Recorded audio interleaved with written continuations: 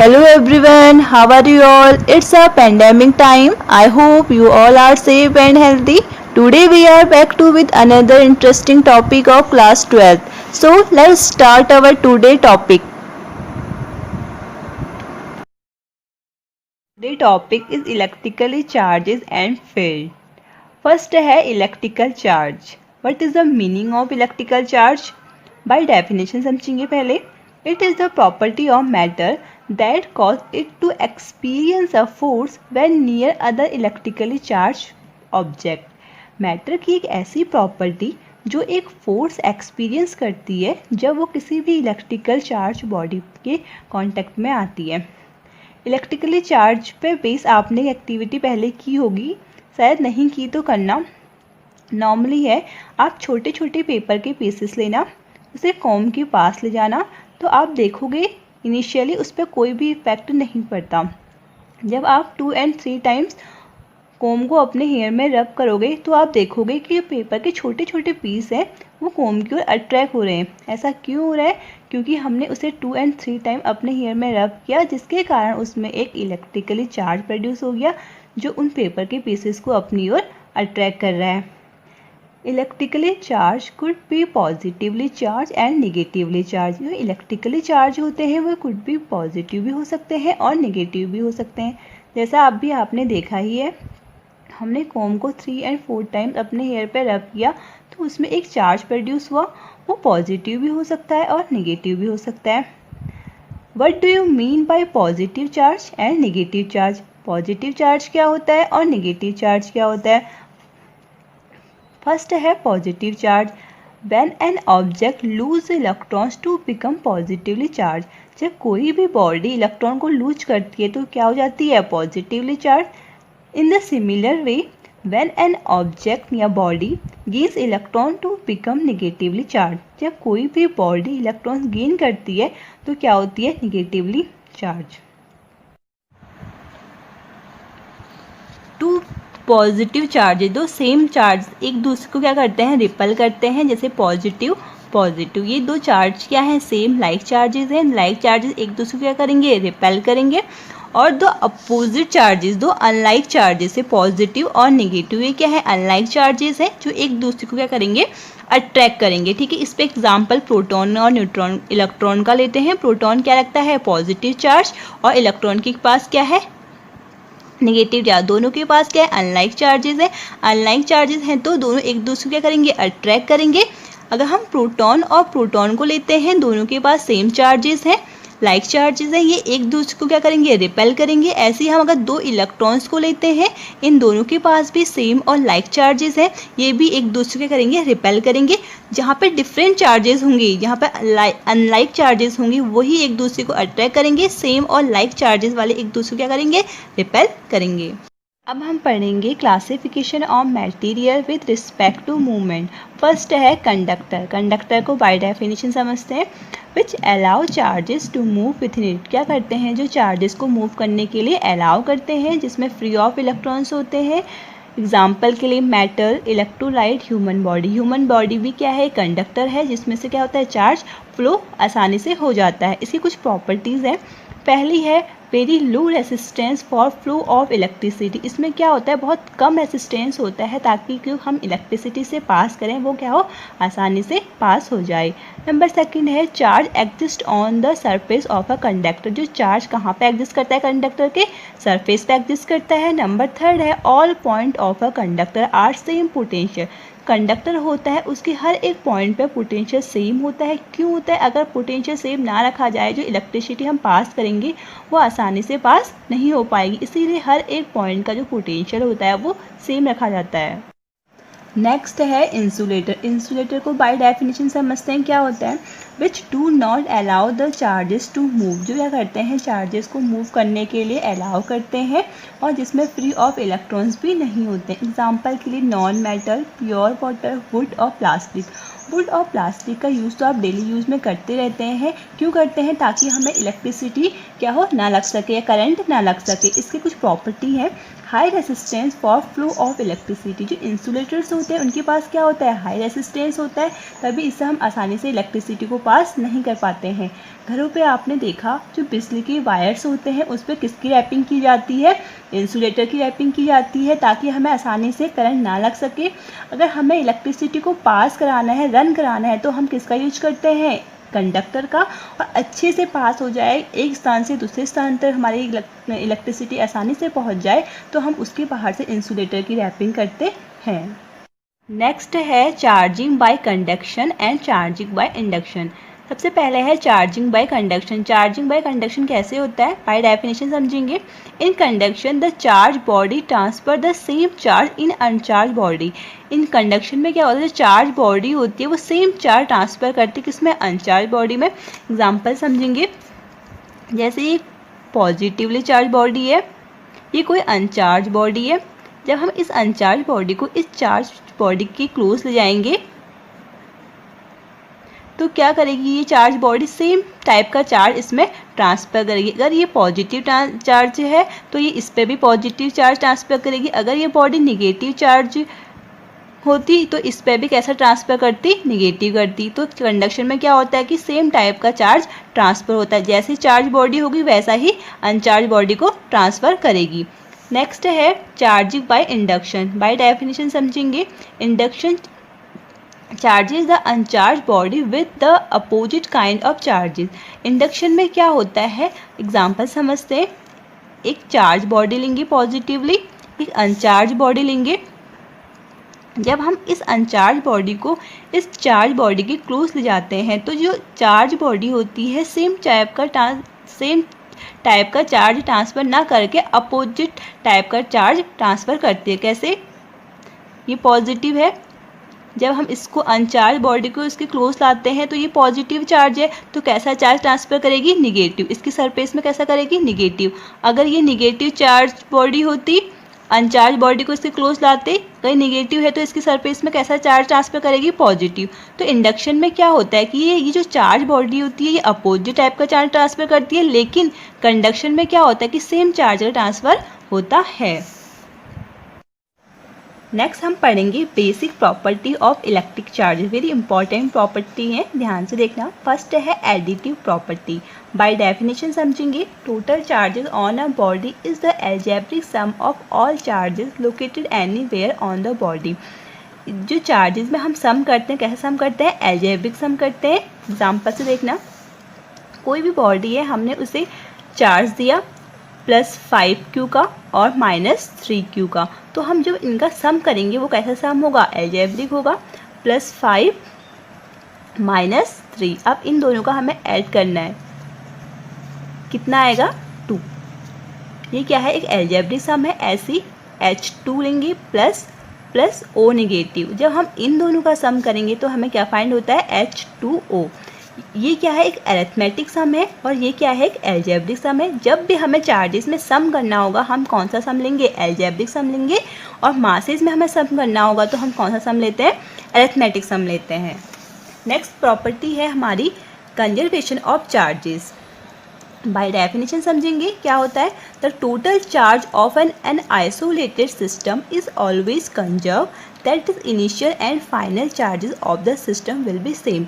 जैसे कि डेफिनेशन से समझ में आ रहा है कि कंजर्वेशन क्या होता है। कंजर्वेशन मतलब किसी भी जो बॉडी का चार्ज होगा वो कंजर्व रहेगा, नहीं हम उसे इंक्रीज कर सकते हैं, नहीं हम उसे डिक्रीज कर सकते हैं, केवल एक बॉडी से दूसरी बॉडी में ट्रांसफ़र कर सकते हैं। जैसे कोई भी न्यूट्रल बॉडी है, उसमें अभी कोई चार्ज नहीं है, तो हम उस बॉडी में चार्ज कैसे लाएंगे, या तो हम उस बॉडी को किसी अदर बॉडी से रब करेंगे तब उस पर चार्ज आएगा, अन्यथा हम नहीं उसकी बॉडी का चार्ज इंक्रीज कर सकते हैं, नहीं डिक्रीज कर सकते हैं। This is a law of conservation. क्या कहता है कि we cannot create a charge and we cannot destroy a charge, we only transfer the charge. हम जो चार्ज है उसको नहीं क्रिएट कर रहे हैं और नहीं डिस्ट्रॉय कर रहे हैं, केवल एक बॉडी से दूसरी बॉडी में ट्रांसफ़र कर रहे हैं। नेक्स्ट हम पढ़ेंगे क्वांटाइजेशन ऑफ चार्ज। जो थर्ड प्रॉपर्टी है वो क्या है, क्वांटाइजेशन ऑफ चार्ज। जैसा कि क्वांटाइजेशन से ही समझ में आ रहा है कि किसी भी चीज़ की क्वांटिटी को डिसाइड करना, हमें किसी भी चार्ज की क्वांटिटी डिसाइड करना है, वो कैसे करेंगे।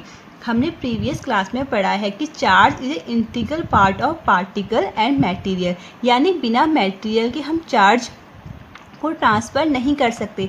अगर हमें चार्ज को ट्रांसफ़र करना है, इसके लिए हमें सबसे पहले मटेरियल को ट्रांसफ़र करना होगा, तभी हमारा चार्ज भी ट्रांसफ़र होगा। और छोटा सा मटेरियल जो चार्ज के लिए रिस्पॉन्सिबल होता है वो क्या होता है? इलेक्ट्रॉन होता है। एक इलेक्ट्रॉन के पास कितना चार्ज होता है? 1.6 × 10⁻⁻19। क्वांटाइजेशन में अगर का फॉर्मूला क्या है? Q = ±NE। ठीक है, किसी भी चार्ज पे कितना इलेक्ट्रॉन पर कितना चार्ज होता है? Ne होता है। जैसे कि कोई भी बॉडी क्या है? न्यूट्रल बॉडी है, इसमें अभी कोई भी चार्ज नहीं है, हमने इसे एक इलेक्ट्रॉन दिया तो इस पर कितना चार्ज आएगा? 1.6 × 10⁻⁻19। हमने इसे 2 इलेक्ट्रॉन दिए तो इस पर कितना चार्ज आएगा? 3.2 × 10⁻⁻19। हमने इसे 3 इलेक्ट्रॉन दिए, इस पर कितना चार्ज आएगा?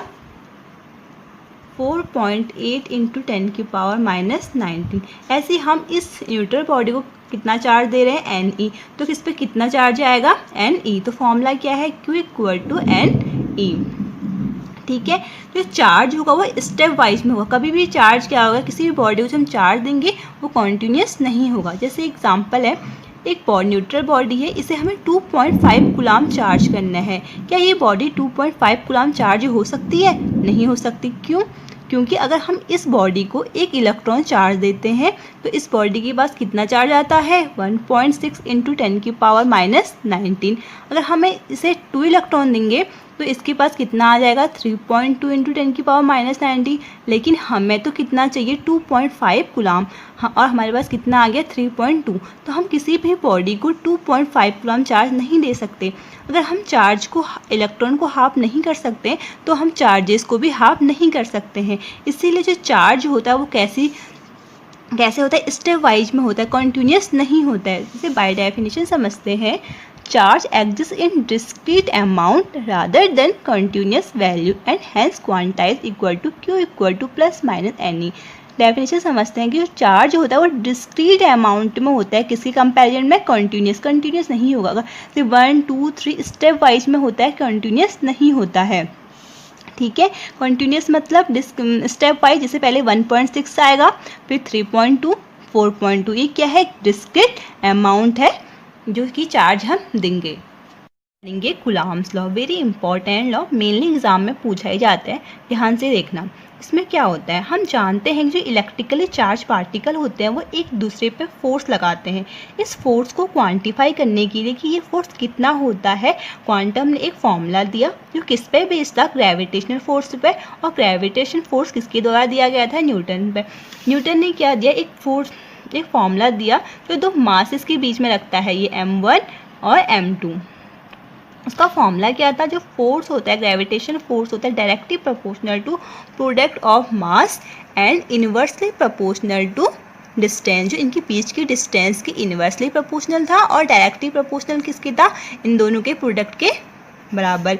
जब हम इन दोनों इक्वेशन को इक्वेट करेंगे तो हमने फाइंड किया ये directly m1 m2 over r²। इस साइन को हटाएंगे प्रोपोर्शनलिटी का तो क्या आएगा? Gravitation constant G m1 m2 r²। This is a formula of gravitation force. ये किसके बीच में लगता है? 2 मासेस को के बीच में। इसी को बेस बनाते हुए कूलम ने भी एक फॉर्मूला दिया जो 2 चार्जेस के बीच में लगता है, 2 पॉइंट चार्जेस के बीच में। उन्होंने कहा कि जो 2 पॉइंट चार्जेस हैं उनके बीच में जो फॉर्मूला लगेगा वो किसने ड्राइव किया? कूलम ने ड्राइव किया। अगर ये दोनों चार्जेस सेम हैं, ये पॉजिटिव और ये पॉजिटिव सेम चार्जेस हैं, लाइक चार्जेस हैं, एक दूसरे को क्या करेंगे? रिपेल करेंगे तो इनका जो फोर्स होगा वो कहाँ को लगेगा? आउटवर्ड लगेगा। अब 2 चार्जेस क्या हैं? अनलाइक चार्जेस हैं, Q- और Q+। ये 2 चार्जेस क्या है? डिफरेंट और अनलाइक है। जो इनका जो फोर्स होगा वो कहाँ को लगेगा? इनवर्ड लगेगा। और ये एक दूसरे को क्या करेंगे? अट्रैक्ट करेंगे।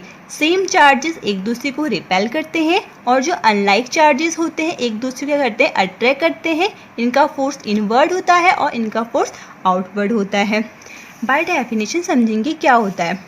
It states that 2 point charges attract or repel each other with a force which is directly proportional to the product of magnitudes of the charges and inversely proportional to the square of the distance between them। ये 2 point charges हैं। Definition क्या बोलती है, जो इनके बीच का force होता है वो डायरेक्टली प्रोपोर्शनल टू द, इन दोनों के प्रोडक्ट के डायरेक्टली प्रोपोर्शनल है, और किसके इन्वर्सली प्रोपोर्शनल है, इस डिस्टेंस के इन्वर्सली प्रोपोर्शनल है। अब हम देखते हैं जो फोर्स है इन दोनों के बीच, जो 4 पॉइंट चार्जेस हमने लिए, इन दोनों के जो बीच में फोर्स है वो कैसे वेरी करता है। अब देखेंगे, inversely as the square of the distance between the charge, जो इनके बीच की डिस्टेंस के क्या होता है, इन्वर्सली प्रोपोर्शनल होता है force, and directly proportional to the product of charge, जो चार्ज के डायरेक्टली प्रोपोर्शनल टू होता है। हम उन दोनों इक्वेशन को इक्वेट करेंगे तो फाइंड होगा F proportional to Q1 Q2 over R square. इस प्रोपोर्शनलिटी का साइन हटाएंगे तो कांस्टेंट क्या आएगा कि ये क्या है, एक कूलाम कांस्टेंट है जिसकी वैल्यू होती है 1/4 पाई एप्सिलॉन। अब इस वैल्यू को हम यहाँ पुट करेंगे तो फाइंड करेंगे force equal to 1/4 pi epsilon Q1 Q2 R square. This is a formula of Coulomb law. Coulomb law का फॉर्मूला क्या है, ये है। अब हमें एप्सिलॉन की वैल्यू क्या होती है, एप्सिलॉन क्या है, परमिटिविटी ऑफ फ्री स्पेस। इसकी वैल्यू क्या होती है 8.85 into 10⁻⁻12 coulomb square newton metre square. हमें अगर कूलाम कांस्टेंट की वैल्यू फाइंड करनी है तो हम क्या करेंगे, इस वैल्यू को यहाँ पुटअप करेंगे। ये क्या है, परमिटिविटी ऑफ फ्री स्पेस, इसकी वैल्यू 8.85 है। इसको हम यहाँ पुट करेंगे तो हमें क्या वैल्यू मिलेगी, 9 × 10⁻9 न्यूटन मीटर स्क्वायर पर coulomb square. This is coulomb constant, this is coulomb law formula. ठीक है,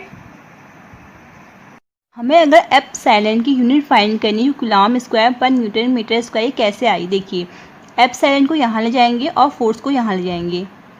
एप्सिलॉन 1/4 पाई F Q1 Q2 R square. ठीक है, Q1 की यूनिट क्या होती है, चार्ज की कूलाम, F की न्यूटन और R की मीटर स्क्वायर। तो कूलाम स्क्वायर पर न्यूटन मीटर स्क्वायर। ठीक है, इसको यहाँ शिफ्ट करेंगे, फोर्स को यहाँ शिफ्ट करेंगे। फोर्स की क्या होती है, न्यूटन होती है। कूलाम की चार्ज क्या होती है, कूलाम होती है। और डिस्टेंस की क्या होती है, मीटर। तो इस वैल्यू को पुट करेंगे तो क्या आ जाएगी, इसकी यूनिट कूलाम स्क्वायर पर न्यूटन मीटर स्क्वायर। अब हम देखेंगे इस पर न्यूमेरिकल है। What is the force between two small charge sphere having charge of 2 × 10⁻⁻7 coulomb and 3 × 10⁻7 coulomb placed 30 cm in air। यह है कूलाम के फॉर्मूले पे बेस्ड है, न्यूमेरिकल है। इसकी वैल्यू फाइंड करेंगे। इसके लिए हम सबसे पहले इसका फॉर्मूला यूज करेंगे, F = 1/4 pi epsilon Q1 Q2 R square. इस क्वेश्चन में हमें 2 चार्जेस गिवन है।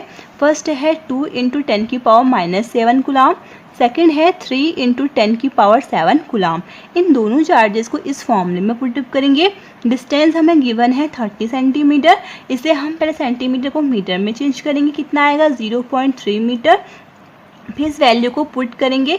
4 पाई एप्सिलॉन की वैल्यू आप जानते हैं कितनी होती है, 8.85 10⁻⁻12 Q1 Q2 R स्क्वायर। आपको पता है, सारी वैल्यू को पुट करोगे तो आपको कितना फोर्स मिलेगा, 6 × 10⁻³ न्यूटन। ठीक है।